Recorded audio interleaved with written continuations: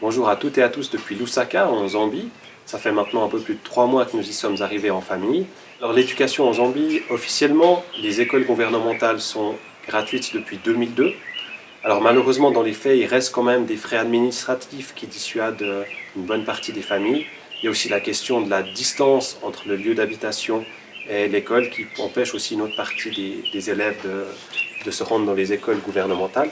Donc en réponse à ces problématiques, il y a des écoles dites communautaires, community schools, qui ont été mises en place soit par l'initiative justement des communautés, soit par des organisations non gouvernementales, que ce soit des organisations laïques ou avec une base religieuse derrière.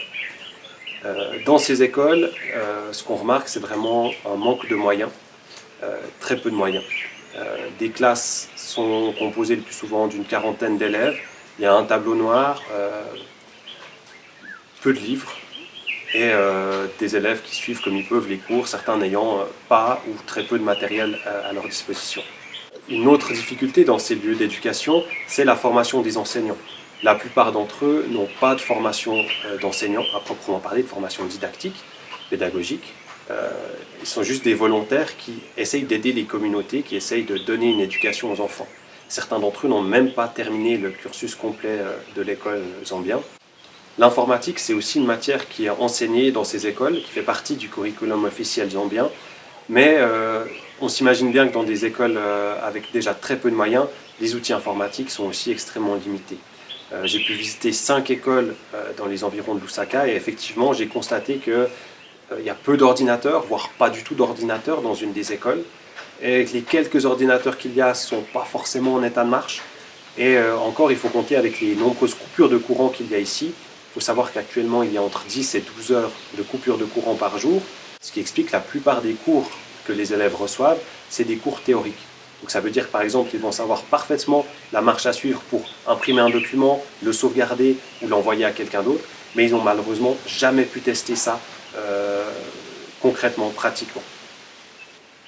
Le projet pour lequel je travaille avec Comundo et Expanded Church Response vise à renforcer les compétences des enseignants et des enseignantes de ces écoles communautaires par rapport à l'informatique et l'enseignement.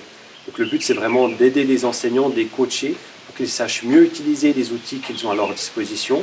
Le but, c'est aussi à terme d'introduire de nouveaux outils informatiques, de nouvelles pratiques dans les écoles, généraliser l'échange de fichiers, le partage des ressources, l'amélioration, l'adaptation de ces ressources.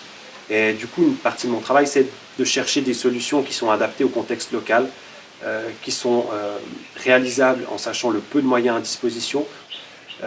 En faisant ça, en renforçant les capacités des enseignants, leurs compétences, le but c'est qu'à terme, les élèves reçoivent un meilleur enseignement avec des enseignants qui sont plus à l'aise pour leur donner des cours, qui peuvent mieux les aider, qui peuvent aussi faire ce qu'on appelle la différenciation, c'est-à-dire s'occuper des besoins individuels de chaque élève. Au lieu d'être face à une classe de 40 élèves et de lire le script du cours, on espère arriver avec des enseignants qui sont capables de donner du travail à des élèves, par exemple sur les ordinateurs, et s'occuper d'un autre groupe d'élèves pendant ce temps-là, de donner des exercices adaptés à chaque niveau au sein d'une même classe, et à la fin d'avoir des élèves qui sont mieux préparés.